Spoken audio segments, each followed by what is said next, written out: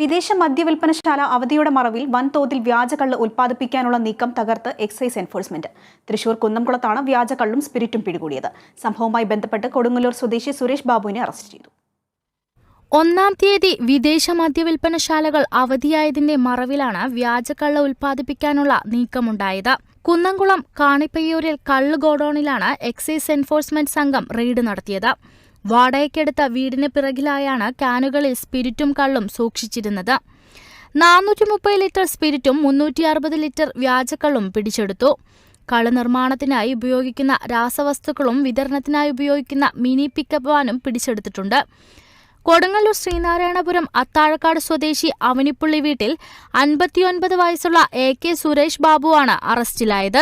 Enforcement സ്ക്വാഡിനൊപ്പം Vadakkanchery circle excise സംഘവും Kunnamkulam range excise സംഘവും സംയുക്തമായാണ് റെയ്ഡ് നടത്തിയത്.